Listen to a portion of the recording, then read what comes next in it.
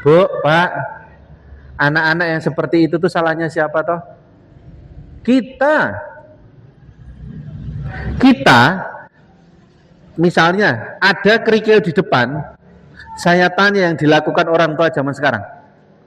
Orang tua itu akan tiduran di kerikil itu, biar dia yang tercocok ini, silahkan nak kamu lewat punggung saya. Fakta itu, Bu. Jadi anak sekarang itu tercetak karena ya Allah, orang tuanya itu, generasinya itu merasa bahwa anak itu jangan mengalami kesulitan yang saya alami dulu, kue tak penak nih. Fakta itu. Dan fakta kedua didukung oleh eyangnya. Eyangnya ini adalah kunci untuk bobroknya cucu. Ini penting. Ini nasihat buat para eyang-eyang. Atas nama sayang, jenenganlah yang menciptakan generasi yang dia bahkan tidak kuat menghadapi persoalan. Baru masuk ke tempat kerja, ternyata berat. Ya sudah deh, resign saja. Saya cari tempat yang work-life balance. Sedikit tekanan di tempat kerja, saya pengen resign saja, saya lebih baik nganggur. Yo wis rapopo le, nek kowe ranu ning kono, wis bapak isih kuat kerja, kowe tak kei duit. Saya kasih tahu untuk para eyang, jenengan kalau tidak dilakukan nasihat seperti ini akan terus berlanjut, cucu-cucu jenengan akan menjadi cucu yang lemah. Makanya disebut generasi stroberi itu. Biarkan cucu jenengan menghadapi kesulitan. Kalau ini medannya penuh darah, jenengan harus tercocok, silakan, tidak apa-apa. Jangan menjadi superhero yang salah. Banyak loh, Bu. Saya kasih tahu. Wis tak kei uang saku sing akeh wae lah ben anaknya enggak kelaparan di sana. Tidak akan ada kreativitas untuk membuka bisnis, tidak akan ada kreativitas untuk aku tak gawe iki deh, tak dol untunge mung 1000 rupiah ning ora popo. Tapi jenengan gak tego tak kei sangu 10 juta wae biar dia nyaman sekolah, biar dia fokus sekolah. Itulah awal mula generasi stroberi terbentuk. Anak-anak ini tidak salah, Bu, Pak. Tidak salah. Yang salah itu cara kita menempatkan diri kita. Saya waktu menyampaikan di satu forum besar, pesertanya ribuan, saya sampaikan kesalahan kita mendidik anak-anak kita, membiarkan dia tidak mengalami masa sulit. Karena kita berpikir, ya Allah mesake, cukup saya saja yang mengalami seperti itu, kamu ndak usah nak, itu jenengan sedang membuat generasi yang loyo, letoy, jelek nanti attitude-nya. Bismillahirrahmanirrahim. Assalamualaikum warahmatullahi wabarakatuh. Alhamdulillah, wassalatu wassalamu ala asrofil anbiya'i wal mursalin wa ala alihi wa ashabihi wa man tabi'ahum bil ihsani ila yaumiddin, amma ba'du. Segala puji syukur kita panjatkan kehadirat Allah Subhanahu wa taala yang telah melimpahkan rahmat, hidayah dan karunia-Nya sehingga kita bisa hadir dalam keadaan sehat wal afiat di majelis ilmu kita kuliah Ahad pagi ini yang penuh keberkahan. Salawat serta salam semoga selalu terlimpahkan kepada junjungan Nabi kita Muhammad sallallahu alaihi wasallam beserta keluarga, para sahabat, tabi'ut tabi'in dan semua pengikutnya sampai akhir zaman nanti. Yang kami hormati bapak-bapak dan ibu-ibu jamaah kuliah Ahad pagi yang dirahmati Allah, serta yang kami muliakan narasumber kita pada pagi hari ini. Perkenankan saya selaku pembawa acara akan membantu jalannya kegiatan kuliah Ahad pagi BCM Keranggan pada hari ini. Adapun susunan acara pada pagi hari ini adalah sebagai berikut. Yang pertama adalah pembukaan, yang kedua pengajian inti, yang ketiga sesi tanya jawab, yang keempat informasi-informasi, dan yang terakhir penutup. Memasuki acara yang pertama yaitu pembukaan, marilah kita buka kegiatan pada pagi hari ini dengan membaca basmalah bersama-sama. Bismillahirrahmanirrahim. Bapak-bapak dan ibu-ibu sekalian yang dirahmati Allah, kita memasuki acara inti yaitu pengajian kuliah ahad pagi. Pada kesempatan yang berbahagia ini telah hadir di tengah-tengah kita narasumber kita yang insya Allah sangat kompeten di bidangnya, yaitu di bidang kesehatan masyarakat, Bapak Dr. Fatnian Setio, spesialis penyakit dalam. Kepada beliau kami persilahkan untuk menyampaikan materi, waktu dan tempat kami persilahkan. Bismillahirrahmanirrahim. Assalamualaikum warahmatullahi wabarakatuh. Waalaikumsalam warahmatullahi wabarakatuh. Bismillahirrahmanirrahim. Innal hamdalillah nasta'inu wa nastaghfiruh wa na'udzu billahi min syururi anfusina wa min sayyiati a'malina. May yahdihillahu fala mudilla lahu wa may yudlil fala hadiyalah. Asyhadu an la ilaha illallah, asyhadu anna Muhammadar Rasulullah. Allahumma shalli ala Muhammad wa ala ali Muhammad. Alhamdulillahirabbil alamin. Segala puji bagi Allah yang telah mengkaruniakan kita nikmat yang Masya Allah, alhamdulillah kita bisa hadir di tempat yang sangat mulia, dalam acara yang sangat mulia, acara yang sangat insya Allah memberikan keberkahan baik kepada kita dan keluarga kita, masyarakat sekitar kita, dalam keadaan sehat, dalam keadaan beriman, dalam keadaan yang tidak kurang suatu apapun, dalam keadaan kita meninggalkan kesibukan rutinitas tiap pagi, insya Allah diganti Allah hal yang sangat jauh lebih manfaat. Salawat dan salam senantiasa tercurah bagi junjungan kita Nabi besar Muhammad sallallahu alaihi wasallam.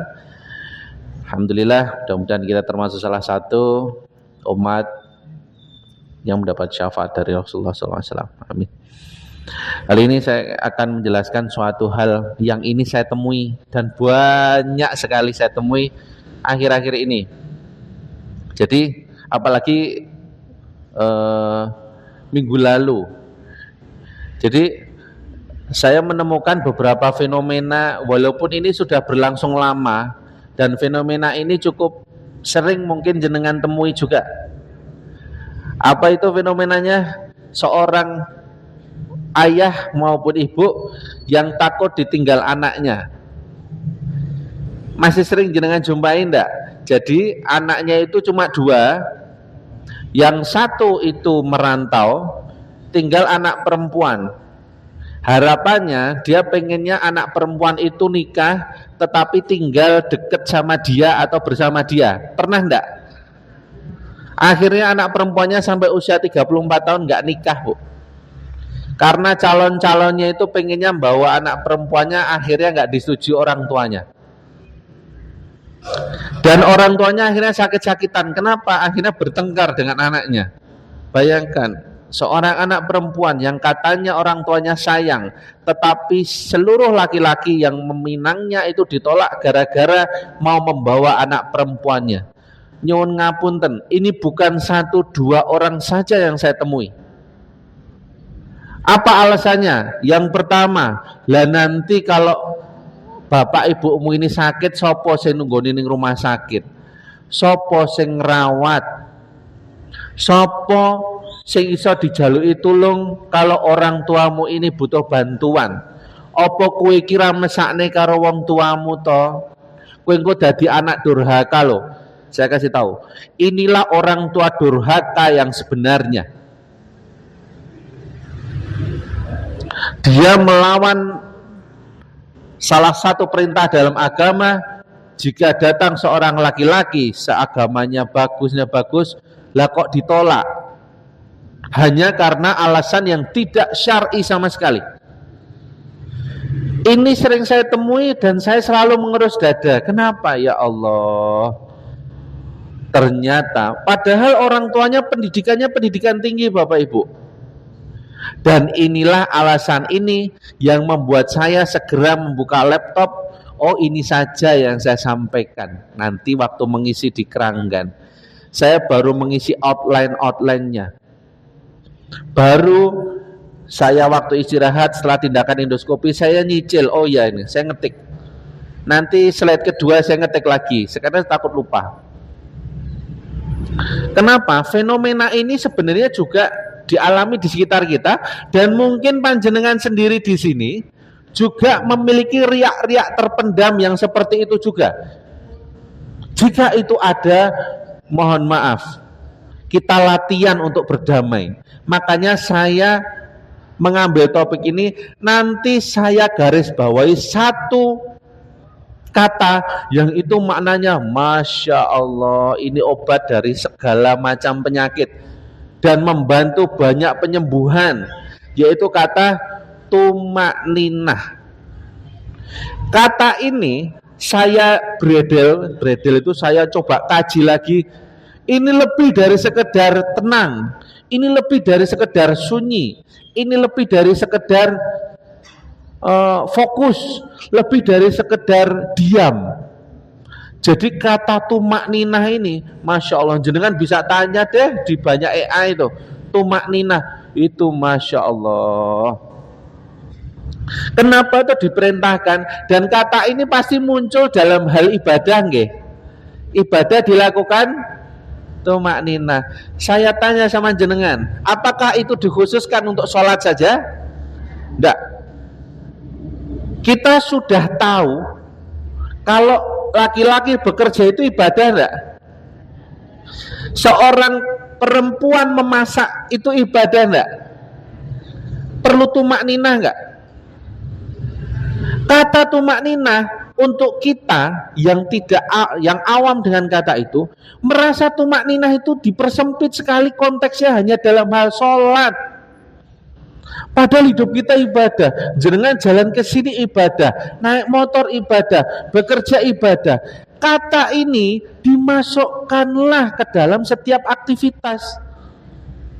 Melayani suami tumakninah, membikinkan kopi tumakninah.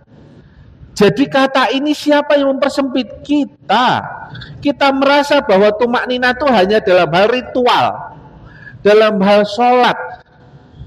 Padahal bekerja, memasak, menyusui anaknya, melayani suami, itu tuh membutuhkan tumakninah. Kenapa saya angkat ini? Saya ingin memantaskan khitoh dari kata tumakninah ini bukan hanya sekedar dalam hal ibadah ritual. Termasuk dalam menyelenggarakan ini, ya harus tumakninah. Ini semua dapat pahala yang menyelenggarakan ini. Ya.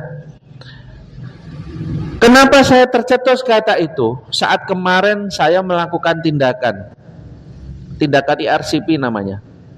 Sudah 2 atau 3 minggu yang lalu.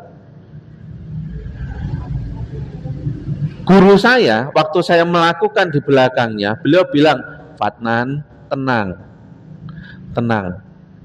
Ayo, atine sing tenang. Kenapa? Saat saya mau masuk usus 12 jari, endoskopinya itu sulit sekali, Bu. Kenapa? Karena bentuknya sudah berubah. Jadi harusnya naik ke atas, usus 12 jari, dia sudah ke sini. Kok tidak bisa masuk ya? Saya coba 3-4 kali, saya hampir menyerah, hampir saya serahkan ke guru saya. Dok, saya sudah terlintas, tapi beliau bilang nepuk pundak saya. Fatnan, tenang, ayo. Tumakninah, beliau bilang gitu. Saya beliau guru saya. Saya diam sebentar, bismillah. Pastinya memang sudah terbius, sudah terpasang karena harus kita masuk. Bismillah. Saya coba masuk, tenang. Bisa, Bu, akhirnya bisa pasang selang, stand. Kalau di jantung, stand jantung, kalau di empedu, stand empedu. Jadi nggak harus operasi lewat sini, bisa mengeluarkan batu empedu yang gedenya segini tanpa harus operasi. Saya kerasa, ya Allah. Tapi gara-gara dari situ, saya kepikiran terus. Ya Allah, saya sebelum apakah saya mau ngisi di kerangkan atau yang lain itu, saya menulis dulu tuh di slide. Tumakninah. Dari asal kata itu, saya selalu bilang, iya ya. Delalah ketemu pasien-pasien yang seperti itu tadi, yang tidak sabar, yang tidak tenang. Kenapa? Ternyata tumak ninah itu selain sunyi, diam, ada kata yang paling dahsyat. Apa? Serahkan semuanya pada Allah. Pasrah, Bu. Kata yang tidak bisa diwakili dalam bahasa Indonesia apapun, itu adalah pasrah bongkoan. Nggih sampun ya Allah, kula serahke ning panjenengan. Saya sudah berusaha jadi istri yang sholihah, saya sudah berusaha untuk melayani suami, tapi suami saya seperti itu. Ya Allah, nggih, niki medan ibadah saya. Dan itu yang dilakukan oleh istrinya Fir'aun. Makanya kalau di online itu kan sering lihat kebahagiaan, ya iya, lihat dulu suaminya. Ya kalau suaminya baik, ya saya akan melayani dengan baik. Pernah ngertos ngeten niku nggih? Lihat dulu dong suaminya. Kalau suaminya baik, ya pasti isinya baik. Ndak juga. Kita udah dicontohkan banyak cerita. Ternyata satu kata, tumak ninah. Jenengan sudah tumak ninah belum? Kita introspeksi. Suaminya petakilan, dia apa? Mancing nggak tahu wayah misalnya, atau kerja sampai capek dan yang lain sudah diingatkan. Hal selanjutnya yang kita lakukan adalah tumak ninah, tenang, jenengan posisinya sebagai istri, serahkan pada Allah, minta backup sama Allah. Apa ada backup yang lebih dahsyat selain dari Gusti Allah? Tidak ada. Itu yang kita lupa. Jadi itu ingatkan siapa dong? Saya mengingatkan diri saya sendiri. Makanya ceramah seperti ini itu adalah usikum wa nafsi. Yang saya sampaikan itu adalah mengingatkan diri saya sendiri. Saya saat ini sedang sekolah. Ya sudah serahkan sama Allah saja deh yang jaga keluarga saya. Saya tidak tahu, saya masih punya bayi. Istri saya di rumah dengan 5 orang anak, pontang-panting sendiri, pembantu nggak sampai nginep. Istri saya juga kerja di klinik terdekat. Saya serahkan, ya Allah pun, kau serahkan kali panjenengan. Kok ya ada aja yang nolong. Saya coba belajar tentang arti tumak ninah itu ya baru akhir-akhir ini, Bu. Dan itu menjawab semua pertanyaan pasien-pasien saya. Pasrah. Pasrah tetapi dibungkus dengan kata yang bukan sekedar pasrah, yaitu tumak ninah. Kita diam sejenak, kita berpikir.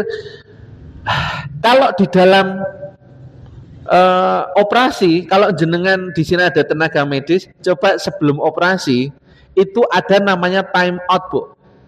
Jadi sebelum operasi, Bu, pasien sudah siap. Itu dokter dan perawat kalau di rumah sakit PKW, rumah sakit syariah, Bu, itu akan doa dulu. Doa dulu itu ada SOP-nya. Doa, setelahnya apa? Time out. Time out itu apa? Cek lagi. Benar pasiennya, Ra? Lihat wajahnya, lihat gelangnya, lihat identitasnya. Apakah pernah ketukar? Oh, Bu, kalau yang load operasinya tinggi, Bu, harusnya masuk ruang OK3, masukkan ruang operasi 4, Bu. Dibledeh igine ternyata harusnya sing dibledeh dodone. Salah, ada, Bu, kejadian. Makanya ada waktu time out. Pastikan sayatannya di tempat yang benar, identitasnya benar, infusnya tetesannya benar, saturasinya bagus, tensinya bagus, backup bagus, exit untuk melarikan diri. Oh, jangan salah, kalau ada kebakaran dan yang lain, oke, aman, nggak ada yang menghalangi, clear. Nanti yang komando kapten di ruang operasi bilang itu clear, time out, selesai, baru lakukan operasi. Nah, jenengan itu perlu saat-saat time out, bukan cuman healing yang selalu dikategorikan membuat orang seneng tuh, Pak, kurang healing, kurang piknik. Sekarang itu piknik malah stres, Bu. Coba macet belum di sana kalau viral nggak dapat apa-apa. Tapi ada yang lupa, yaitu time out. Diam sejenak, nggak usah lama-lama. Sadarkan diri, saya adalah makhluk Allah. Nah, ini saya mengambil ini. Kalau jenengan stres, tahu bahwa jenengan sedang stres itu adalah langkah awal mengatasi stres, karena akan memetakan, kok aku stres karena apa to? Oh ya Allah, goro-goro wingi tok to omongane tangga iki. Lah nopo kok aku ndadak kepikiran yo? Astagfirullahaladzim. Kok yo iso aku nganti kepikiran? Wis lah ya Allah, kula pasrahkin jenengan. Itu fungsinya time out. Dulu ada kata namanya kontemplasi. Kontemplasi introspeksi. Bu, tumak ninah itu jauh lebih dalam dari itu. Ada kata pasrahnya itu yang lebih kuat. Ya. Nah ini makanya saya bilang itu adalah obat. Nggih, bukan berarti obat tak tumat inato nek demam tinggi nggak minum paracetamol. Nggih mboten, Bu. Maksudnya itu langkah awal jenengan tenang menjalani pengobatan. Yang kena kanker apakah cuma tumak ninah? Ya mboten, harus berobat. Yang gagal ginjal napa mencuci darah tok? Ya enggak. Tapi kalau berpasrah, ya Allah, saya cuci darah ini untuk merawat ginjal yang Engkau titipkan. Mungkin usaha ini nggak menyembuhkan, tapi ini adalah ikhtiar untuk menjaga barang titipannya Allah. Ginjalnya sudah rusak, tapi tetap dirawat. Itu pahalanya dahsyat dibandingkan orang yang dikaruniakan ginjal bagus tetapi dikotori dengan rokok, dikotori dengan pengawet. Itu hukumannya jauh lebih dahsyat. Sudah dititipi ginjal sehat kok malah dirusak. Yang ginjalnya rusak, dia cuci darah rutin aja bersyukur. Gimana kalau kenikmatan itu dicabut? Bisa enggak Allah mencabut kenikmatan itu? Sangat bisa. Ya, makanya langkah awal itu adalah tumak ninah. Alhamdulillah saya dikasih sakit ini. Oh saya harus kontrol. Oh saya harus berobat. Ya, ini makanya saya kata tumak ninah itu saya tebalkan karena saya melihat ini adalah jawaban semua persoalan. Langkah awalnya itu adalah tumak ninah. Pasrahkan dulu, baru memikirkan solusi. Ya. Nah, kenapa saya menyasar ini? Karena saya yakin yang duduk di sini tuh mayoritas usia 40 sampai 70 tahun. Ada yang 90 tahun, Masya Allah. Ada yang 80 ya, Alhamdulillah. Tetapi mayoritas usia niki nggih. Bu Penny ini baru 20-an kalau nggak salah nggih. Ada yang 17 plus ya, plusnya banyak ya. Kenapa sih saya sorot usia 40 ke atas? Dalam agama pun juga disorot usia ini. Kenapa?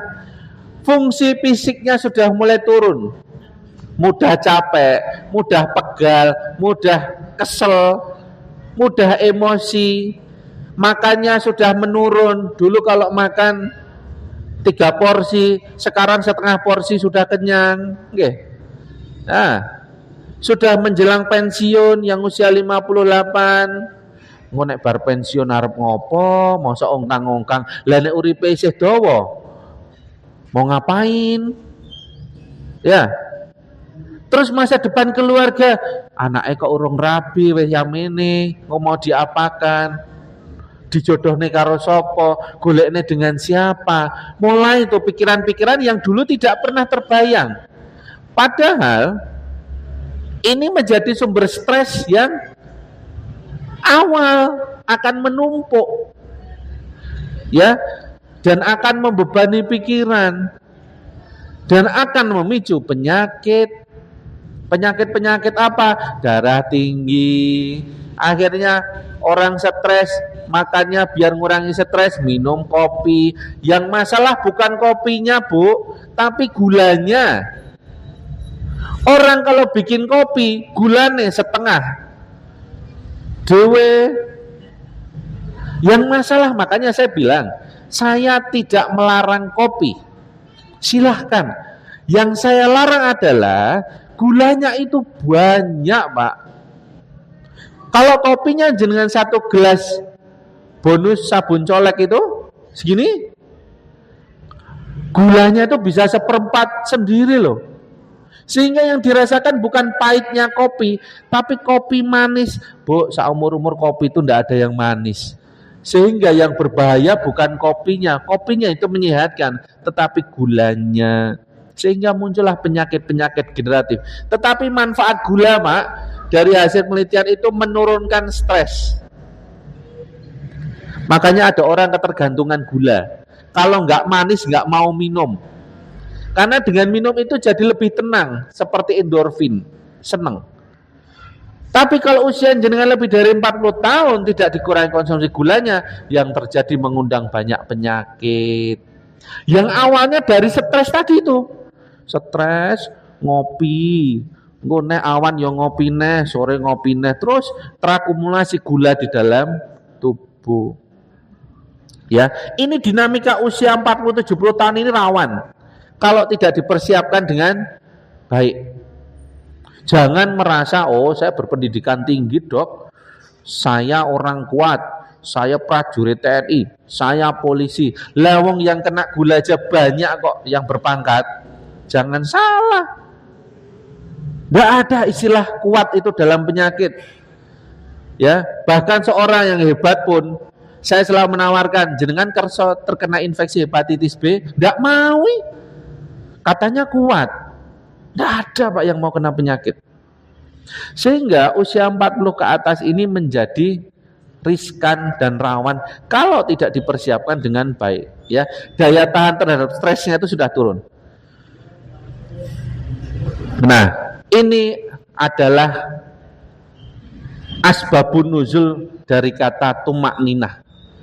Ya, tentram, ya, tenang. Bu, Pak, nyun ngapunten. Kenapa kok orang itu mengkonsumsi narkoba? Onon sing pirsa. Biar apa toh? Biar tenang, biar nyaman. Akhirnya tenang dan nyaman itu jadi nikmat fly. Sing luwih murah. Kenapa orang minum minuman keras? Biar apa? Biar tertutup kesadarannya di atas keblok, sehingga dia nggak sadar banyak persoalan ini. Yang dirasakan tuh happy, seneng. Tetapi kalau alkohol itu efeknya nggak sampai 2 jam, Pak. Makanya dia minum lagi, nanti minum lagi. Loh kok dokter Fadnan tahu? Lah dulu kan banyak teman saya yang konsumsi alkohol, Pak. Sehingga saya tahu, cuman alhamdulillah kok saya nggak tertarik. Saat itu masih ngajar TPA, tapi ya saya bergaul dengan beliau-beliaunya. Jadi hal-hal seperti itu tuh saya paham. Efeknya tuh sebentar, Bu. Dia nanti tidur, bangun, itu stres, keinget semuanya lagi, sarafnya sudah gatok lagi, sehingga dia akan mencari, dia akan minum lagi. Ya, akumulasi kurang, akhirnya mencoba narkoba. Makanya pintu masuk narkoba itu biasanya dimulai dari alkohol. Karena dengan narkoba itu efeknya jauh lebih dahsyat. Tapi kalau nggak punya uang beli narkoba, aksesnya sulit. Yang terjadi apa? Ciune ditambah autan atau ciune ditambah spiritus. Biar apa? Semakin terblok, semakin enak. Itulah efek ketergantungan. Hanya untuk mencari satu kata, tenang, tentram, damai. Tuh, sedahsyat itu orang mencapai itu. Tetapi dalam Islam sudah ditunjukkan caranya. Tapi tidak semua orang bisa merasakannya. Jenengan bisa kaya, ada orang bisa kaya, tetapi ketenangan, ketentraman nggak bisa dibeli dengan uang. Orang korupsi, rumahnya magrong-magrong. Saya tanya, kalau beliau tentram, Masya Allah, berarti harta yang dicapai, yang dicari, itu kemungkinan besar harta yang halal dan ridho. Tetapi sudah hartanya ndak banyak, iseng ngrasani tonggone dengan rutin, kok ya masih tidak tenang, berarti ada yang salah dengan cara kita beribadah. Beribadah ini bukan ritual, saya bilang, bukan hanya ritual, tetapi beribadah sebagai perannya. Jenengan sebagai seorang ibu, ibadah silakan, ibadah dengan tumak ninah. Jadi seorang ibu yang hebat, ibu yang tumak ninah, Jenengan sebagai seorang bapak, seorang suami, seorang kakek, jadilah yang tumakninah. Itu adalah bagian ibadah. Jangan dipersempit. Makanya hidup manusia itu untuk beribadah kepada Allah, bukan dikonotasikan mung salat tok. Enggak, jenengan jalan ke sini ibadah, jenengan ngasih sangu anak ibadah, jenengan bermesraan dengan istri ibadah. Jadi seluruh hidup kita itu sebetulnya ibadah, jangan dikonotasikan semakin sempit. Makanya membutuhkan satu hal, tumakninah, sadar. Aku ki seorang nenek. Aku wis dadi nenek sing bagus enggak ya? Aku ki seorang ibu. Itu ibadah. Dan itulah yang nanti akan mendatangkan ketentraman, sakinah, mawaddah, warahmah. Itu nggak bisa dibeli dengan uang, Bu. Apakah sakinah itu harus ada suaminya atau harus ada istrinya? Enggak. Sejauh jenengan punya keluarga besar, berdoalah untuk sakinah, karena ada orang-orang yang tidak dikaruniakan itu. Dan itu nikmat yang Masya Allah luar biasa besar. Jadi ini ayat yang harus kita perhatikan. Ini privilege-nya kita mengetahui ayat ini. Karena ketentraman, kedamaian hati itu adalah nikmat dari Allah. Tidak bisa dirayu dengan korupsi, tidak bisa dirayu dengan uang kotor, tidak akan bisa. Kalau dia pengen ini naik helikopter, pengen ini, tapi dia nggak tenang, tapi dia ngerasa saya seneng kok, berarti Allah hanya memberikan kesenangan saja, ketentramannya disimpan. Ya, jadi ini adalah suatu hal yang sangat istimewa untuk seorang hamba, yaitu tenang, tentram. Ya. Kenapa Dok kok menggaris bawah ini? Ini loh, kalau stres yang terjadi apa? Akan keluar hormon kortisol. Hormon apa, Dok? Ini hormon stres. Kalau ini sudah keluar, bisa darah tingginya naik, sulit tidur, mudah sakit, mudah beler, mudah bersin, mudah batuk, mudah demam, mencret. Iya, jangan salah, kan ada. Nek lagi stres, mencret. Lagi stres pengen pipis. Nggih napa nggih? Iya. Ini hormonnya keluar. Kalau dia keluarnya sekali-kali, bagus. Tapi keluarnya terlalu sering, itu akan merusak, Pak. Hormon kortisol. Ini ukurannya gede, Bu. Ukuran molekul hormonnya. Ada hormon kebahagiaan. Namanya hormon serotonin. Itu hormon seneng, Bu. Jadi jenengan kalau lagi seneng tuh keluar tuh hormonnya. Tetapi dia tidak bisa melawan hormon kortisol, Bu. Betul. Coba jenengan lihat, orang lagi seneng-senenge dikabari, Bu, maaf, putrane jenengan kecelakaan. Yang terjadi apa? Senengnya hilang enggak? Tuh.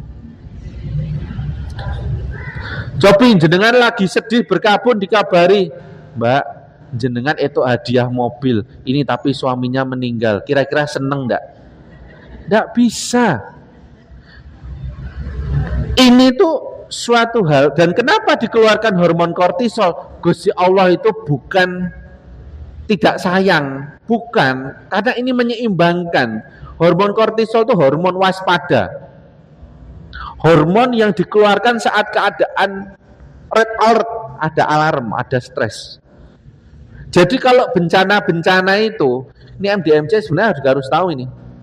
Kalau bencana-bencana itu, kirim tim medisnya jangan hari pertama. Kalau perlengkapan untuk lengkap medisnya, terutama pengobatan, yang hari pertama itu benakne pohon, benakne rumah. Kenapa? Saat awal itu manusia masih aware, waspada, kortisol keluar, dia memberikan perlindungan. Sehingga belum muncul sakit, Bu. Hari pertama itu nggak akan muncul sulit tidur, itu udah muncul tuh.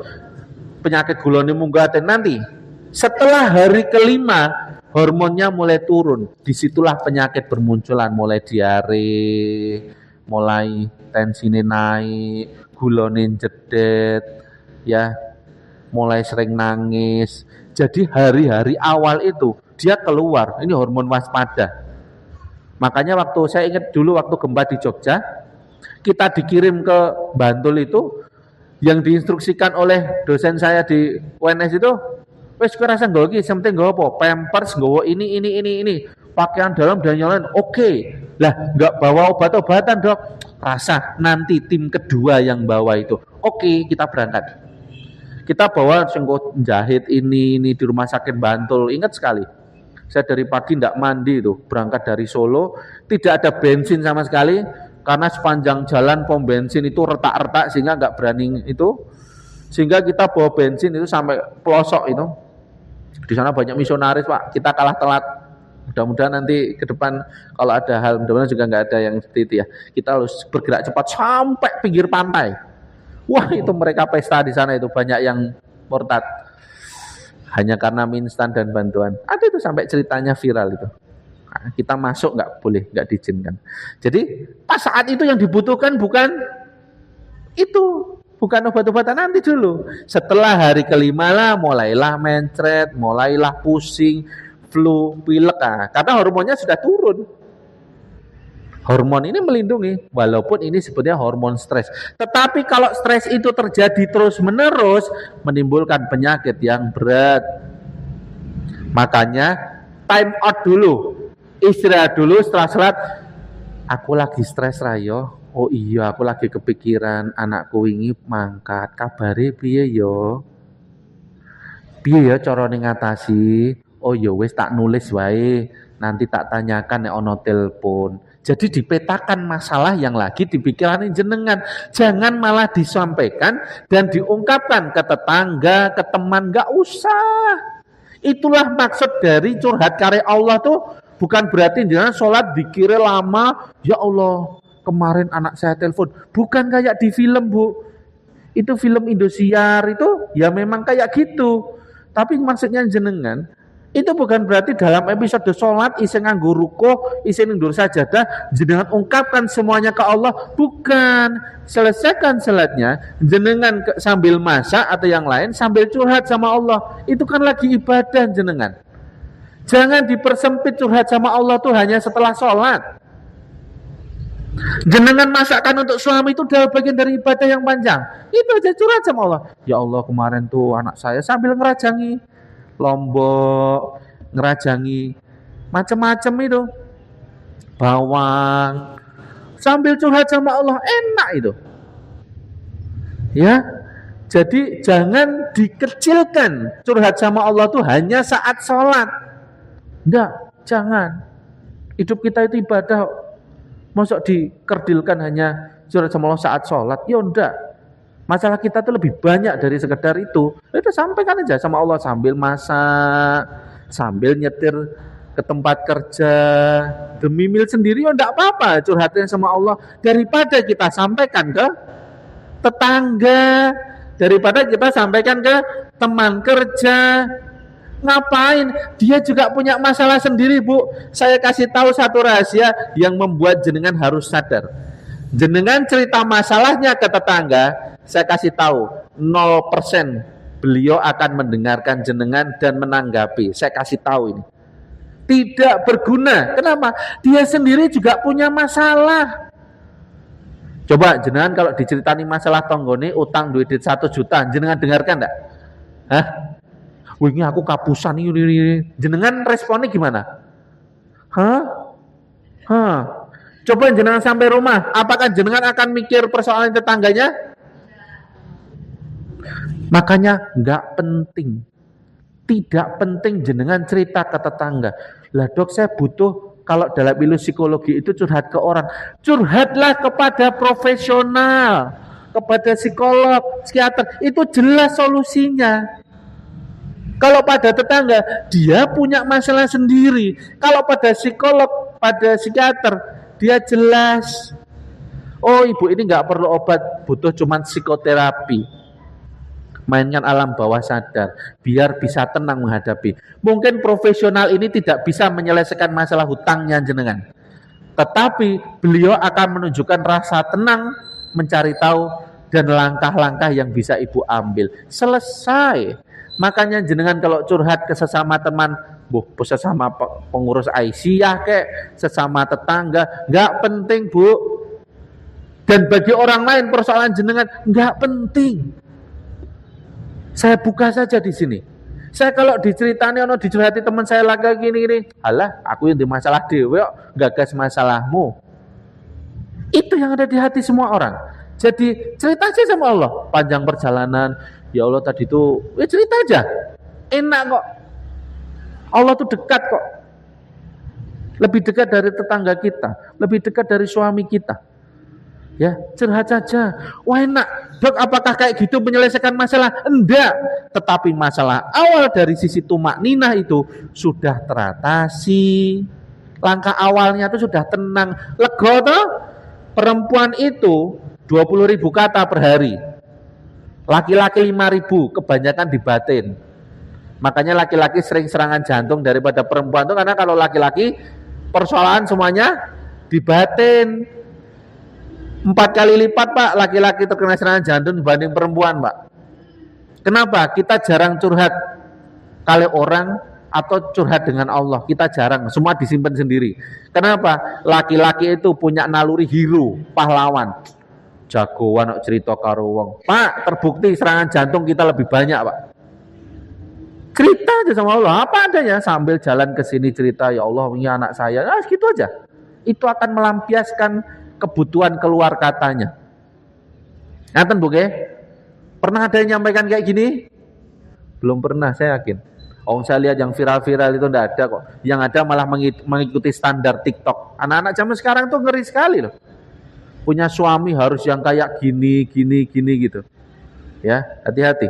Filternya adalah tumak ninah. Dari mana anak belajar pertama kali tumak ninah? Dari orang tuanya. Anak laki-laki belajar dari bapaknya, anak perempuan belajar dari ibunya. Kalau bapak dan ibu tidak tahu kata tumak ninah, tidak tahu cara jangan pernah berharap anak jenengan akan sukses Pak. Jenengan nggak bisa hidup seterusnya. Anak jenengan harus belajar untuk menghadapi masalah. Kita mungkin nggak bisa bantu, tetapi kita mencontohkan tumak ninah. Itu dicontohkan. Okay? Kita lihat. Ini daya tahannya. Daya tahan awal saat usia 40 tahun. Itu stresnya itu kan mulai naik tuh. Pelan-pelan naik. Menumpuk sampai umur 70 tahun plus. Nah, masalahnya adalah stresnya makin naik, daya tahan menghadapi stresnya itu menurun. Rata-rata usia 55 tahun itu terjadi keseimbangan. Kuat menghadapi stres dan daya tahan terhadap stresnya. Setelah usia 55 tahun, jenengan tidak kuat untuk menghadapi stres yang jauh lebih berat. Makanya harus berlatih untuk mengendalikan stresnya, biar grafiknya ini tidak langsung turun drastis, ditahan.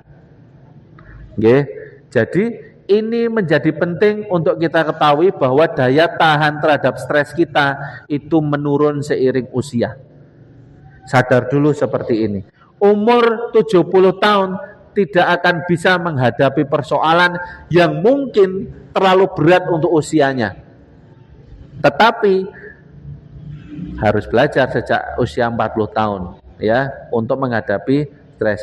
90% ya pasien ke dokter umum itu paling banyak karena stres, karena pikiran, karena persoalan-persoalan rumah tangga yang dipendam akhirnya jadi sakit mah, perutnya begah, mencret, nafsu makannya turun, tidur tidak nyenyak, pegel-pegel, mudah capek, kalau malam kadang sesek, kadang keringat dingin. Nggih Bu?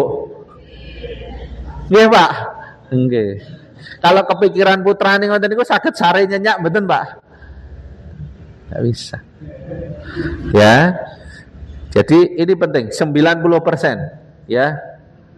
Nah, saat kita sholat itu banyak yang meneliti, ternyata Pak menyimpan keajaiban yang dahsyat. Saya pernah menampilkan slide ini.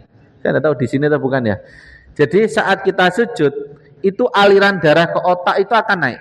Kenapa? Pembuluh darah di otak itu tidak memiliki katup, makanya dinamakan sinus, bukan vena. Ingat, kalau vena itu ada katupnya. Tetapi di otak walaupun dindingnya mirip dan sama, tetapi dinamakan sinus. Nah, itu tidak ada katupnya, Bu. Jadi kalau sudah ngalir, itu bisa balik lagi. Makanya jenengan kalau duduk jongkok, kemudian berdiri, yang terjadi adalah gelier. Kenapa? Karena yang sampai di otak ini agak sedikit menurun, sepersekian detik sebelum dipompa lagi oleh jantung. Makanya dalam posisi sujud itu aliran darah, nutrisi, oksigen itu akan disokkan sehingga akan muncul ketenangan. Ini area depan, Pak, batuk ke belakang sampai ujung ubun-ubun sini, itu adalah pusat kecerdasan, pusat emosi sedikit bagian dalam, pusat logika, pusat bakat-bakat, termasuk pusat bohong, itu sedikit ke belakang dia. Sini ada Pak, area-area bohong itu ada. Nah, pada anak-anak yang kecanduan melihat hal yang tidak bagus, porno misalnya, yang rusak itu adalah bagian depan, Pak. Apa enggak ngeri itu? Dia enggak bisa berlogika, Pak. Dia tidak bisa membedakan mana baik, mana buruk, karena sudah rusak. Jadi saat sujud itulah, makanya sampai ada yang bilang, kowe nakal, pokoknya sholat. Sudah, itu nasihat yang paling dahsyat itu, sholat. Ya, kejobo kowe nakal, sholat. Nasihat kita pada orang yang mungkin ya dengan konotasi negatif, orang yang bertato dan yang lain yang dia mungkin masih nakal, nasihat kita, kowe tinggalkan itu gak akan didengarkan. Cukup sholat. Karena saat dia sholat, alam sadarnya itu akan teraliri aliran darah, sehingga dia bisa insaf, dia bisa memikirkan dampak perbuatannya. Makanya nasihat jenengan kalau sebagai seorang guru, dosen atau yang lain, jenengan lihat siswa yang mungkin dia sedikit lebih spesial, yang dikatakan nakal atau yang lain, pokoknya nasihatnya, nah sholat yo jolali, sholat. Karena dengan saat dia bersujud, dia akan lebih memaknai nasihat. Ya, ingat ya, ini penting. Karena akan menenangkan seluruh tubuh saat bersujud. Ya. Yang kedua, zikir. Ini penting. Ternyata zikir ini setelah diteliti itu memiliki irama yang menenangkan. Subhanallah, alhamdulillah. Subhanallah, alhamdulillah, wa la ilaha illallah akbar. Subhanallah, alhamdulillah, wa la ilaha illallah akbar. Dan kalau bisa disuarakan walaupun ringan. Ternyata diteliti ini bisa menstabilkan HRV. HRV itu bukan miliknya Honda ya. HRV ini heart rate variability. Semakin variasinya terlalu banyak, kayak yang sebelah atas itu semakin jelek jantungnya. Jadi awalnya dek itu variasinya terlalu banyak. Tetapi kalau dek nah itu bagus. Ya. Jadi ternyata zikir ini bisa menyeimbangkan irama jantung. Akhirnya akan menyehatkan tubuhnya. Nasihat yang kedua setelah sholat adalah zikir. Bisanya kalau cuman subhanallah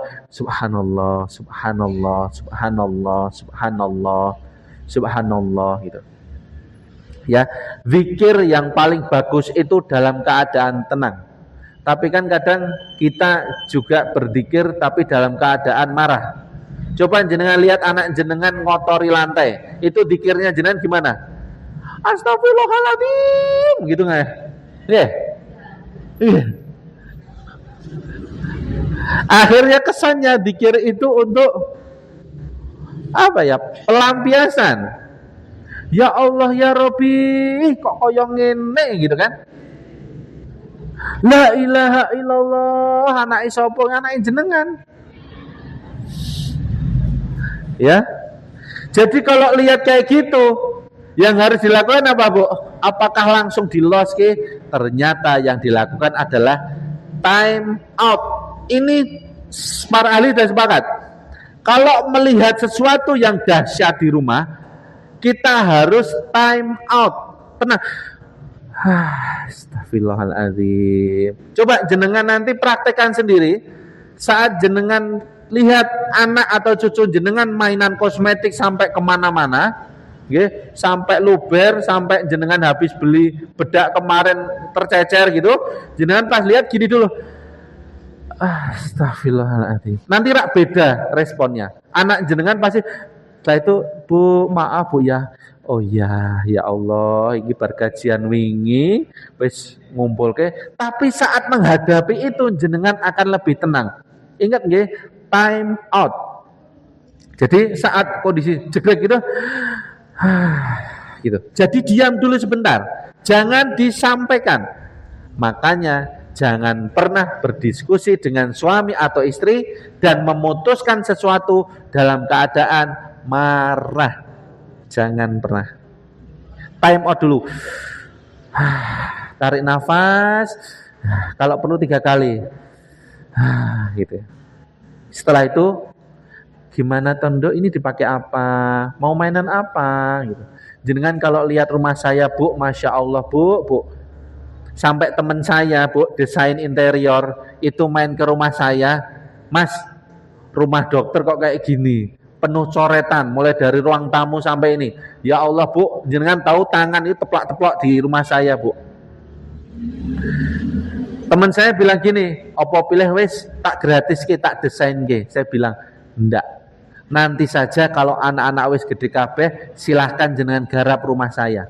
Makanya rumah saya kayak gitu, Bu.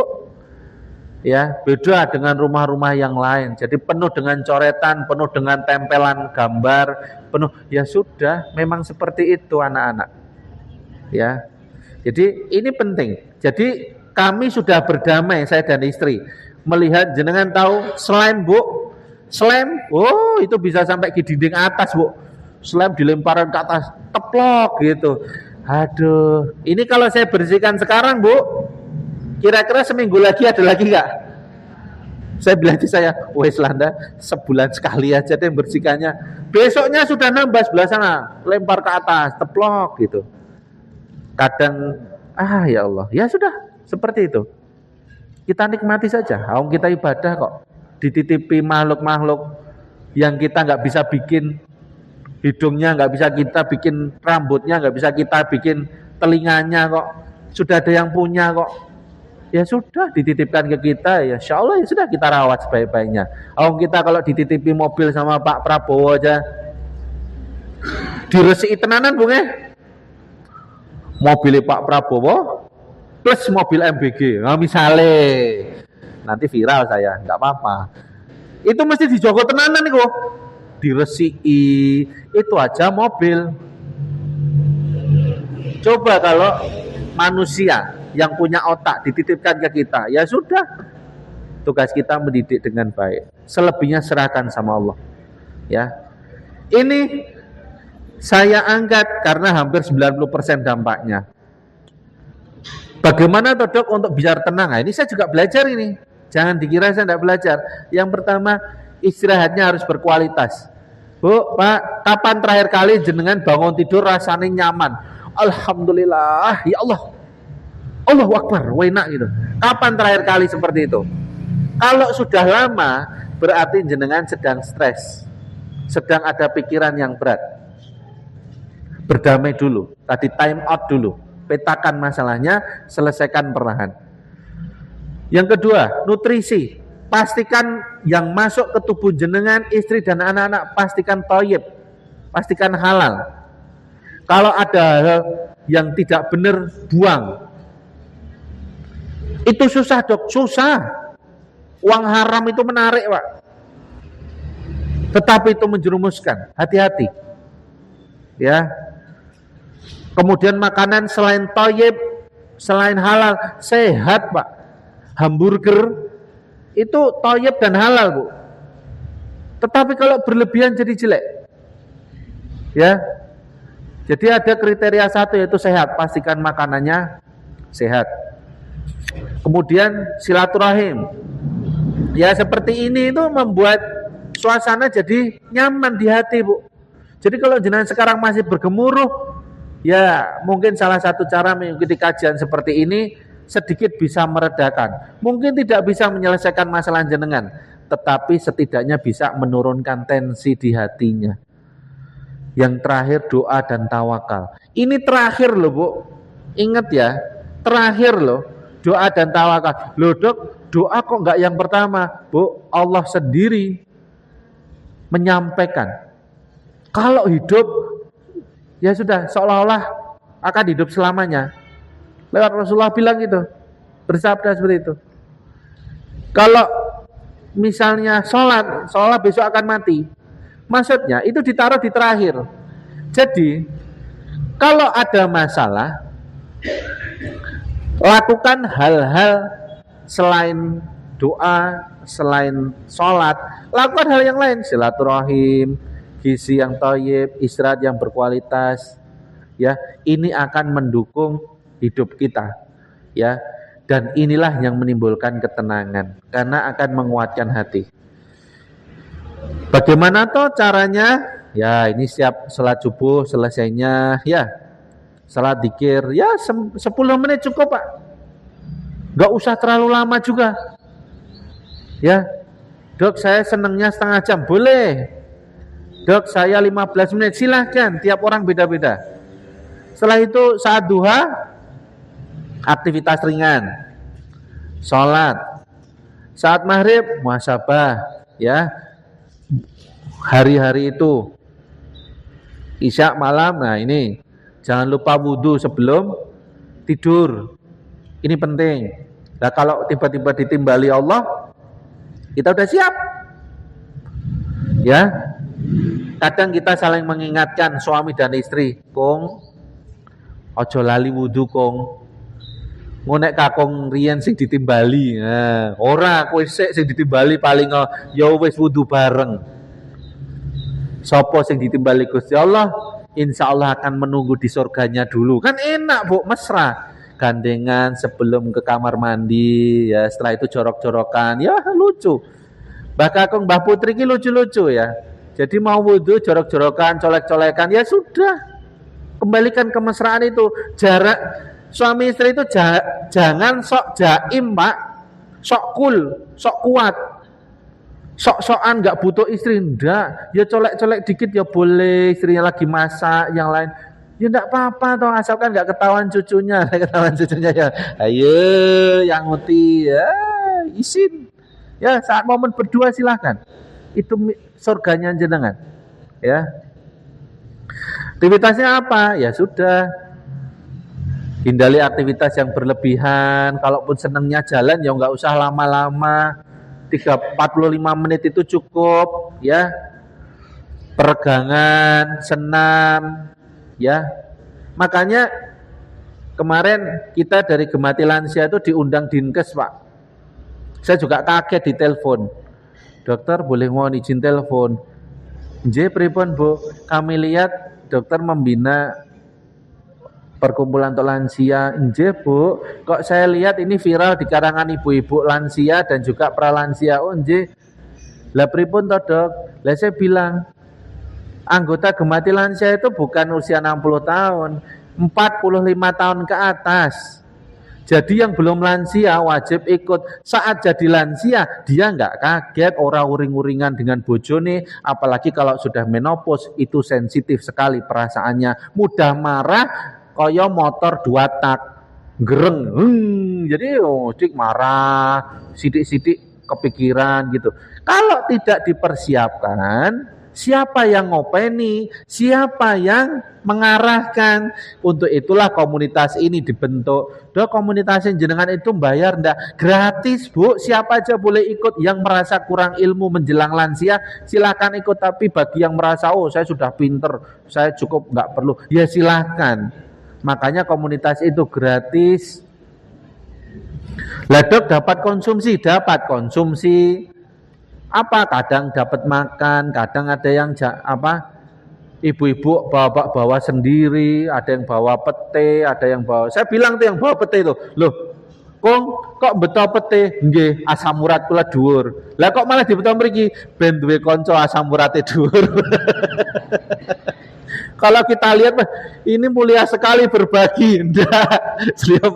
Saya nggak ingin berbagi, Dok. Lah niki jenengan betok kata sangat. Nggih, kula ben pengin kabeh do asam urate muga. Kan harusnya teman dalam suka dan duka. Ya Allah. Ya itu lucu-lucu. Jadi ya nggak nyangka. Jadi makanya kemarin karena saya posisinya di Solo, saya minta Mbak Edi sama Mbak Riana untuk menyampaikan itu. Alhamdulillah responnya cukup positif. Dan dikiranya perkumpulan kita hanya untuk lansia, mboten. Yang merawat lansia dan lansianya dan menjelang lansia, silahkan untuk ikut. Karena terkadang lansia itu kalau mau nasihati anaknya itu susah. Mau nasihati anaknya nek karo wong tuwa iki kudu ngene itu susah, sehingga lewat kami untuk menyampaikan. Nah, itu adalah tugas kami. Kenapa Dok harus capek-capek kayak gitu? Bukan saya yang capek. Yang capek itu Bu Penny dan kawan-kawan sebagai pengurus ini yang luar biasa, Masya Allah. Mudah-mudahan dapat jaminan surga lah. Karena ngopeni lansia itu nggak gampang, tetap berat Pak. Tapi kalau nggak ada yang mengambil peran, siapa lagi? Karena hanya orang pilihan yang mau. Karena nggak dibayar Bu, nggak biasa, nggak bisa gaji pengurus. Saya gaji Gusti Allah lah. Anaknya sehat, sukses, cucunya nanti juga sehat, iya jadi pengurus. Ya, makanya saya nggak bisa membalas, itu dari Allah jauh lebih besar. Kenapa? Tumak ninah itu penting karena akan meredakan gemuruhnya di hati. Nah, ini sudah jelas. Ini dalam bahasa Inggris. Kenapa ngambil ini? Biar rotok kita keren aja sih. Sebenarnya artinya ada sebongkah daging di dalam tubuh. Yang dia itu baik, maka baiklah tubuhnya. Yang apabila dia buruk, maka buruk seluruh tubuhnya. Makanya langkah pertama untuk menyelesaikan masalah, selesaikan dulu masalah di tubuh jenengan, baru selesaikan masalah yang ada di sekitarnya. Ini kenapa saya sampaikan, Pak Bu, kadang khawatir mboten nek putrane napa anake mondok, napa kuliah, enten ada kekhawatiran enggak? Ada enggak? Nggih. Terus yang jenengan lakukan pripun? Berdoa nggih. Berdoane pripun? Padahal jenengan berdoa saja Gusti Allah niku pun seneng, Bu. Betul, Bu. Walaupun jenengan sakjane ra ngerti, sakjane aku ndonga iki terkabul apa ora, tapi tugas jenengan apa? Doa. Tugas kita tuh doa. Doakan anak kita. Ambuh realitane akhirnya pasrah kali Gusti Allah. Karena pasti akan ada yang nulung pun ngoten.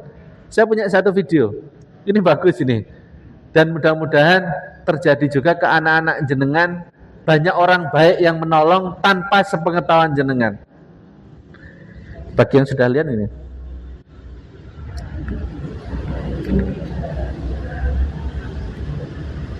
Enggak ada suaranya.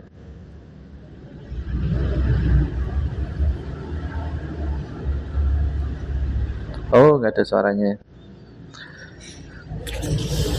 Enggak muncul.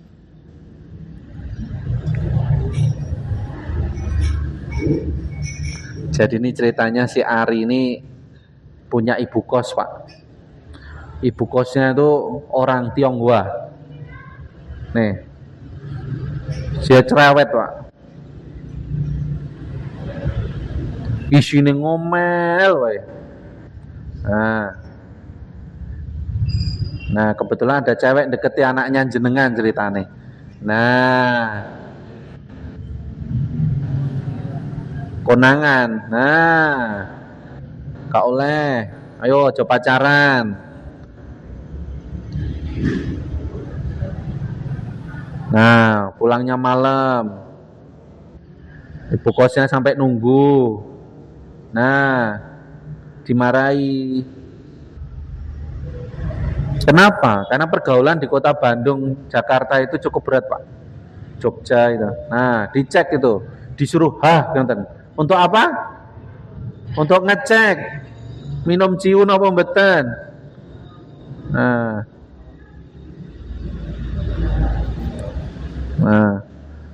ini lihat, ini ada jarum suntik. Loh, kok ada jarum suntik?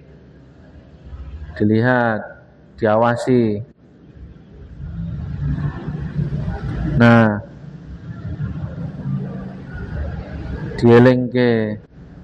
Jadi ternyata itu untuk nyampur cat, Bu. Nah, tenang, akhirnya diingatkan. Ya, awas kowe. Nah, tapi di sisi lain beliau itu juga baik, Bu, ke anak-anak yang ngekos, dintaske nek udan, nggih. Orang-orang baik kayak gini tidak datang dengan sendirinya, Bu. Enggak, ini dari doa-doa jenengan. Doa orang tuanya yang jauh.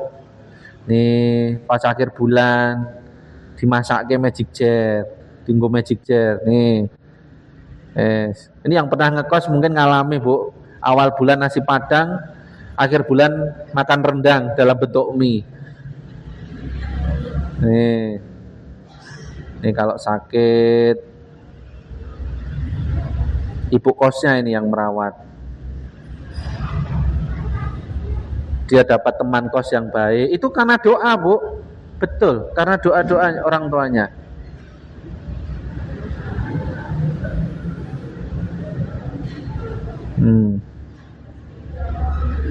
Nih,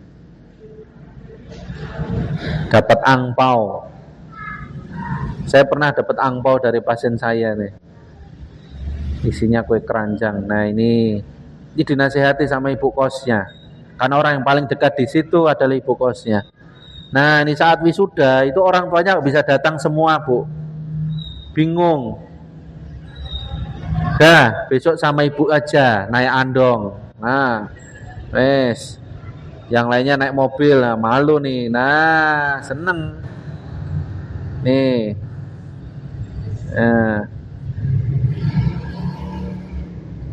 Nah, ini 10 tahun kemudian, Bu. Nah, ini Bu Linda ini biasanya kalau tiap Imlek itu ditelepon, Bu, sama anak-anak kosnya tuh. Jadi 2 orang tuh dianggap anaknya beliau. Beliau tinggal sendiri. Suaminya udah meninggal. Ya, dia nunggu tuh telepon, kok ora telepon gitu kan. Nah, memang sengaja, Bu, nggak mau telepon, Bu, mereka. Sengaja. Nah, karena mereka pengen datang, pengen sekali-kali ngerayain Imlek, ya, datang silaturahim, ya. Orang-orang baik seperti ini, Bu, itu nggak akan datang dengan sendirinya tanpa doa dari orang tuanya. Saya yakin, Bu, betul, dari orang tua yang ikhlas, ya, tumak nina. Nah, ini yang satunya, ya,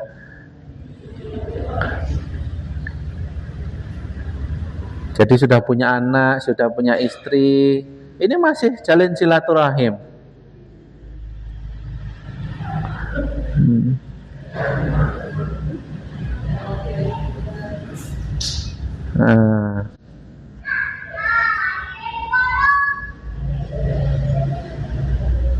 Nah, anak-anaknya pada mesen ke magic jar, Bu. Dulu magic jar yang tadi dipakai buat pas akhir bulan ini, ya.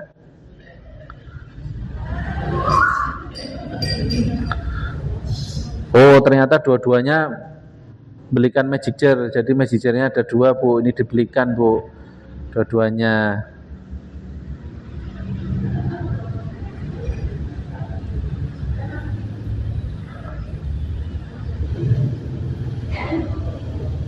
Ya.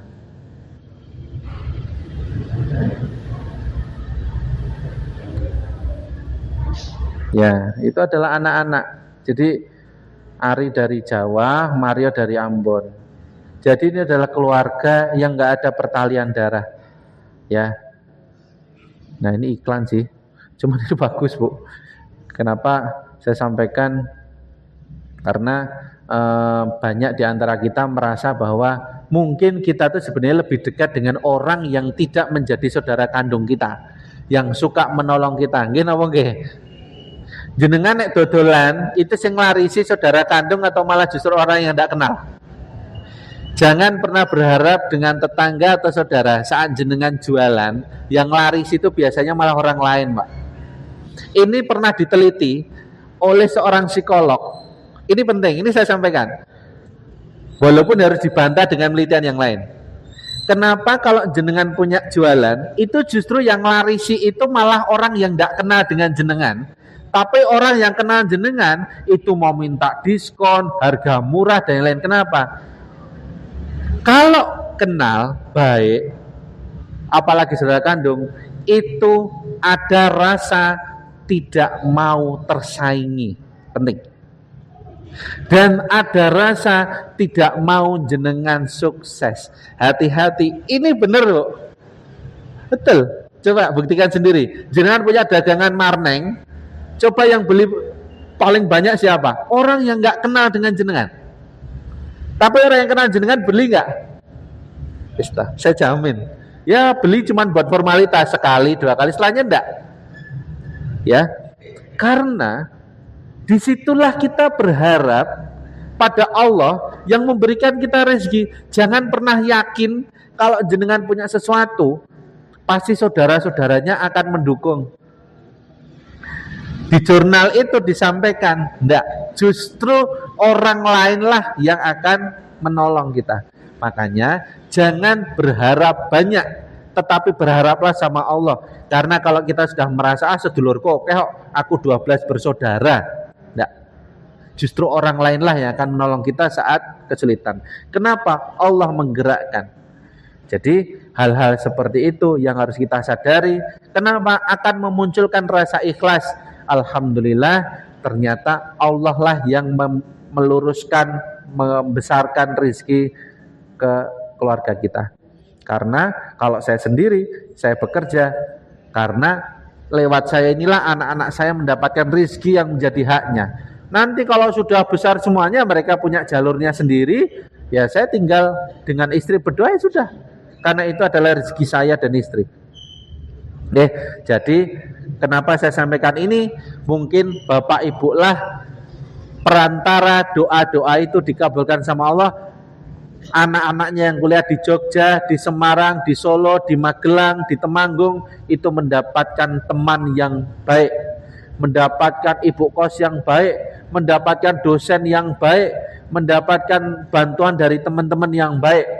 Karena pun saya di sini, Bu, itu kalau tanpa bantuan dan kebaikan dari dosen saya, Bu, saya nggak akan lulus, Bu. Betul, saya pernah lulus hanya karena mundur, Bu. Jadi kalau menghadap seorang prof di itu tuh jalannya nggak boleh membalik, nggak boleh, Bu. Setelah ngadep itu nggak boleh balik kanan, kita harus mundur pelan-pelan. Betul. Awalnya saya cuma dapat nilai 6,5, Bu. Awong pertanyaannya dahsyat toh. Lah wong prof dengan saya yang baru indil-indil masuk penyakit dalam, saya nggak bisa jawab. Saya terus jalannya tuh saya mundur gini, Bu. Ya prof gitu. Udah sampai ke pintu pun kita bukanya gini, terus kita mundur baru tutup. Saya dipanggil sama ajudan asistennya beliau, dok masuk lagi. Masuk. Nggih pripun prof? Ndi bijimu. Lah, pripun? Terus diambil sama beliau. Saya dapat 10, Bu. Saya malah deg-degan. Aduh, Prof, jangan 10, Prof. Kalau 10 itu nanti senior dan yang lain akan bertanya. Belum pernah beliau memberi nilai 10. Beliau bilang, "Wis, tak telpone sekretaris, gak oleh ngerubah nilaiku." Saya yang deg-degan, Masya Allah. Biasanya nilainya 6,5, 7, 6,5, 5,5. Kan nilainya dipampang, Bu, di papan besar. Jadi semua orang bisa lihat, Bu, nilai ujian gitu. Lah saya 10, Bu. Ya Allah, saya bingung nanti kalau misalnya akhirnya dapat 10, tapi saya bilang ke admin, Mbak, jangan ditulis 10, tulis saja 7. Saya yang tidak enak dengan teman-teman yang lain. Tapi di nilai akhir yang ditulis yang itu. Tuh, saya dapat itu gara-gara hal yang tidak kita sangka. Jadi kepintaran itu nomor sekian, Pak. Yang nomor 1, 2, 3, 1 itu doa nih jenengan. Ya, doanya orang tua terutama ibu. Hati-hati dengan lisan. Biar doanya jenengan mandi. Simpan ini untuk jenengan, jangan ke tetangga. Tahan ini ucapan jenengan itu ngantarkan anak ke neraka maupun ke surga. Kalau nggak penting nggak usah ngomong. Hati-hati, ini dikucir kalau lagi ngumpul dan yang lain lagi ajang pergibahan itu minggir. Atau kalau enggak, ayo ta'awud bareng-bareng ya, gitulah ya. Yang kedua setelah doa orang tua, yang kedua adalah contoh dari orang tua. Ya, contoh. Yang ketiga, ketenangan hati, ajarkan. Yang keempat baru kecerdasan, kesehatan dan yang lain. Ya, 1, 2, 3 itu peran kita. Saya doakan jenengan semua di sini menjadi orang tua yang baik, orang tua yang tumak ninah, orang tua yang memiliki doa yang ijabah untuk anaknya. Dan jangan lupa orang tua yang sehat. Amin. Ya, saya kembalikan. Assalamualaikum warahmatullahi wabarakatuh. Saya kembalikan. Assalamualaikum warahmatullahi wabarakatuh. Selanjutnya sesi tanya jawab. Silakan untuk 1-2 pertanyaan bagi yang ingin bertanya. Monggo, Bu Bani. Silakan. Saya monggo.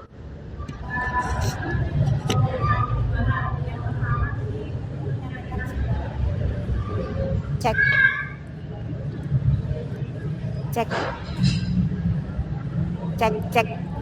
Enggak itu. Tadi dokter menyampaikan ada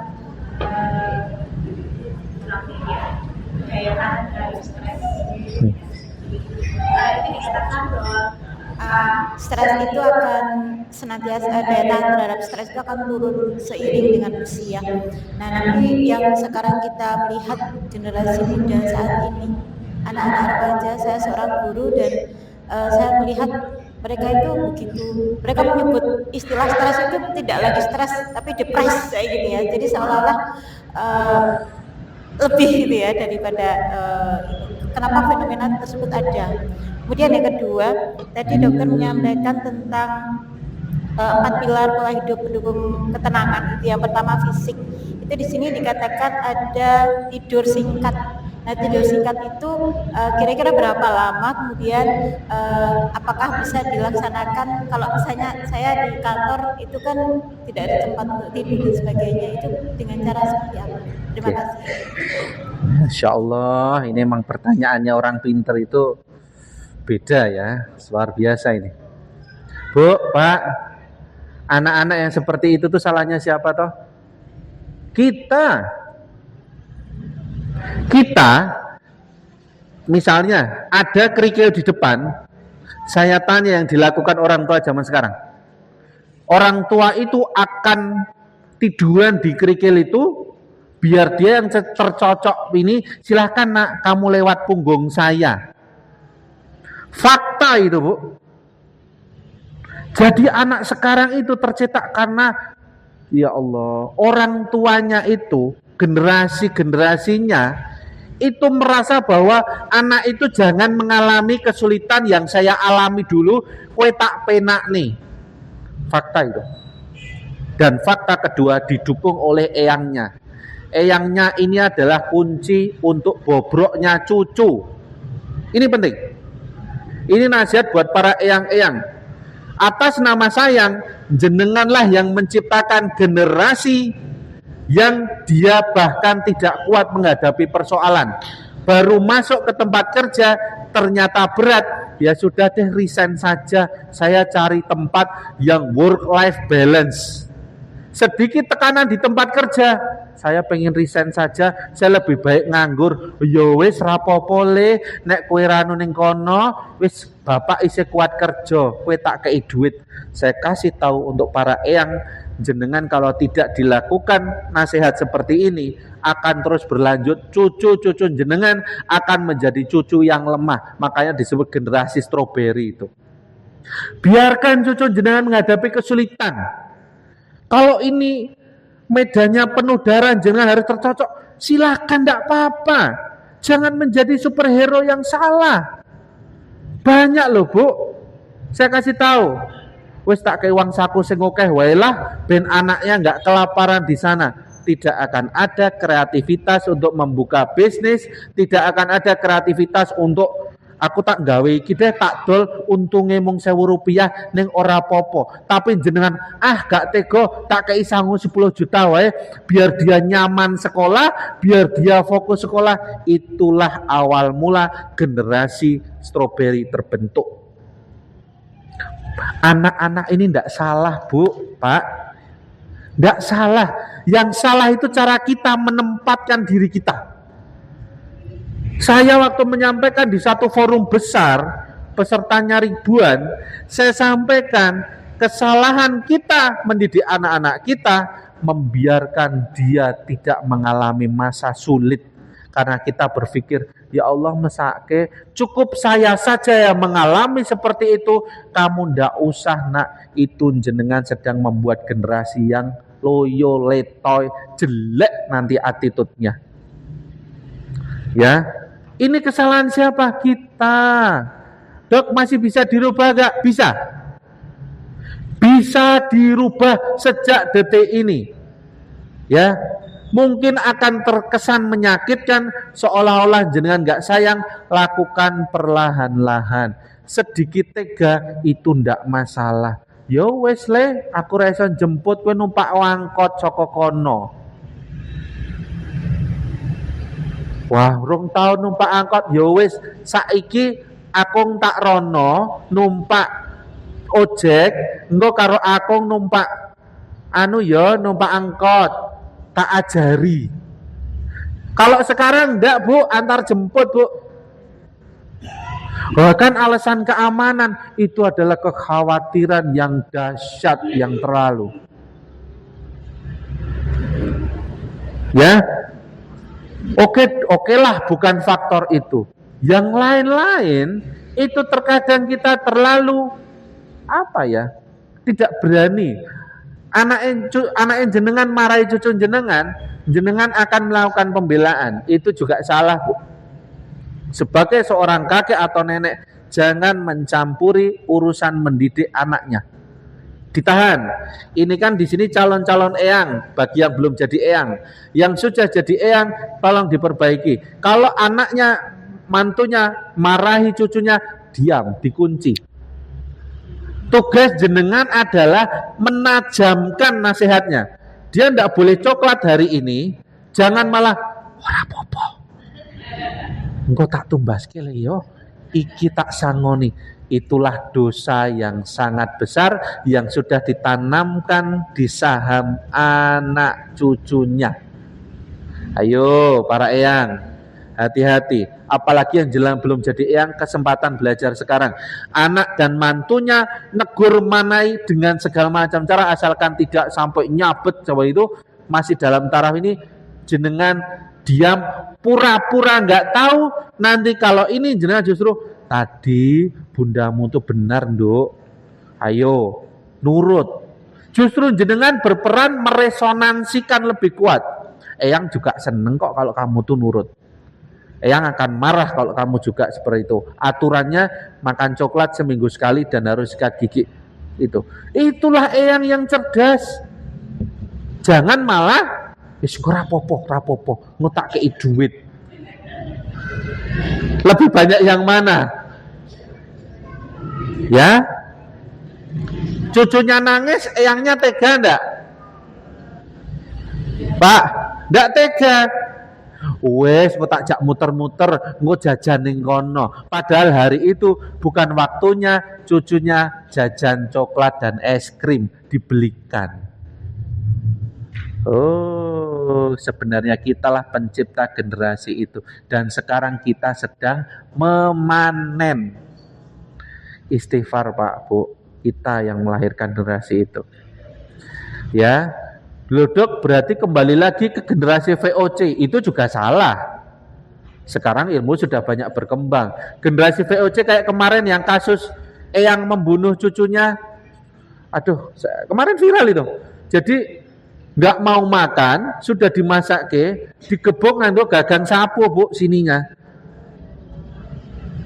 Itu jenazah anaknya penuh luka lebam. Akhirnya kesengklok gini, bahwa sudah meninggal Pak, dibawa ke rumah sakit tuh, digebuk lehernya. Karena apa? Anaknya bekerja, suami istri, anaknya dititipkan ke eyang putrinya. Nggak mau makan, dinyonyok-nyonyok nih itu, nggak mau makan, disabet, mangap, nggak mau makan lagi, disabet gitu. Saya dengar pengakuannya tuh, ya Allah, itu juga nggak bagus. Kita bikin yang sesuai dengan zaman, tetapi tidak membuat anak lemah. Ya, ini penting. Belum yang terakhir Bu, nyon ngapunten yang saya ceritakan tadi, itu nyata, real pasien saya kemarin. Anaknya akhirnya disuruh sekolah lagi, S2, S3 di Jogja. Biar apa? Biar bisa nemeni di sini. Jadi anaknya ngelaju, anak perempuan Bu. Nggak boleh nikah sama kalau nggak tinggal di Temanggung Bu. Ya, itu yang jahat siapa sih sebenarnya? Jadi pasien saya masih rutin kontrol. 3 pasien, yang satu anak laki-laki. Kalau nikah kowe kudu ning kene, bojomu kudu gelem ning kene. Itu kan kejam sekali Pak. Saya saja, orang tua saya itu anaknya cuma 2 Pak. Saya ragil. Tahu saya nikah dengan istri saya, kakak saya udah di Semarang. Dengan istri saya, orang tua saya bilang apa yang di Solo? Kowe ning kono wae, ning Magelang. Kowe ngopeni wong tua ning kono lah. Kula teng Solo mengke saged ngajar, saged ini ora-ora kowe ning kono wae. Aku orang tua saya, aku iso numpak mobil, aku iso tiba-tiba ning Magelang gitu. Jadi orang tua saya malah suruh nyebar loh. Tahu nggak jawaban orang tua saya waktu saya tanya 3 tahun mungkin ya, 3-4 tahun yang lalu.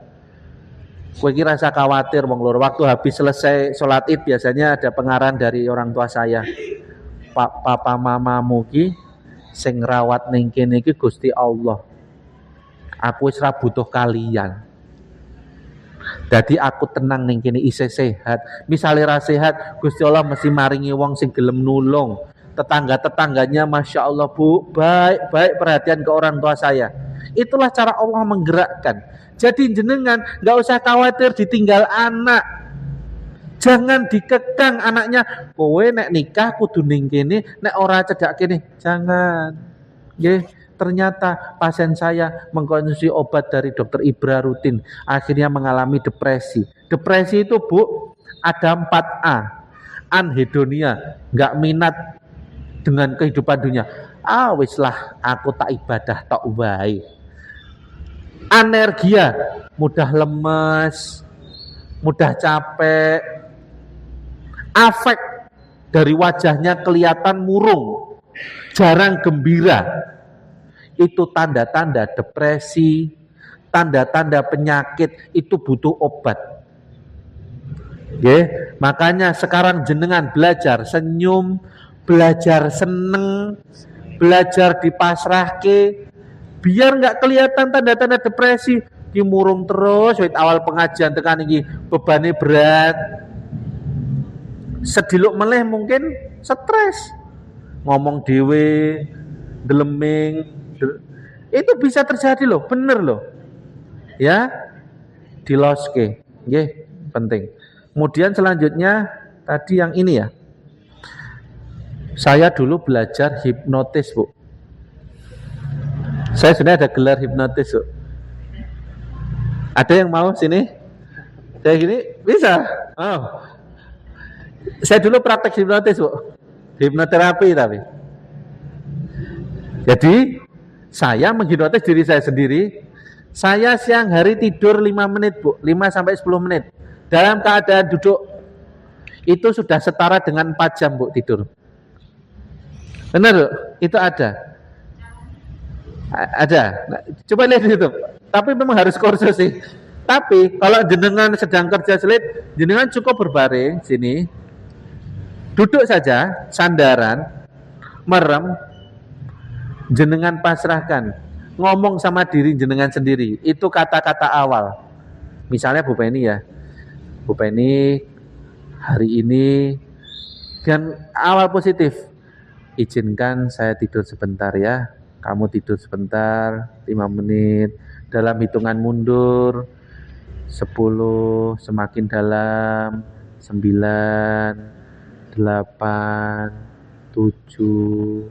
Nanti setelah 1 tuh jenengan tidur aja. Enak, Bu. Enggak harus sampai nyenyak, tapi gelombang otaknya akan turun.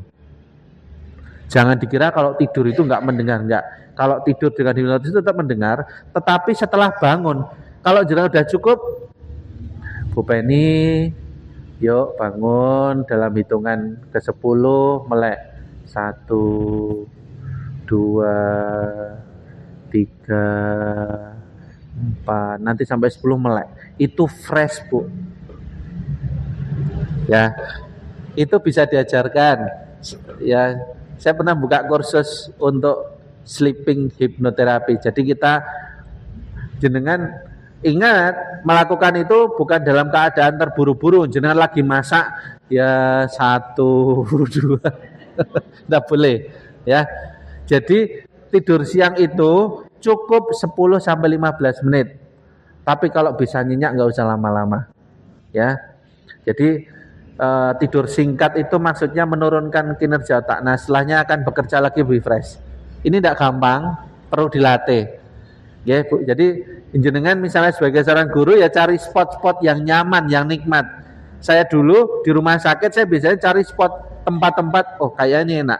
Saya bawa kursi, saya di pojokan ini saya selalu bilang, tolong jangan ganggu saya 10 menit aja. Saya di pojokan benar-benar gini, Bu. Dah, nyenyak sekali, Bu. 10 menit. Ya, itu mericas lagi, emosinya akan turun. Ngaten nggih, mudah-mudahan bermanfaat. Mudah-mudahan bisa menjawab pertanyaan. Kalau belum bisa menjawab, mudah-mudahan nanti pembicara-pembicara yang di sini bisa menjawab pertanyaan jenengan. Ngaten.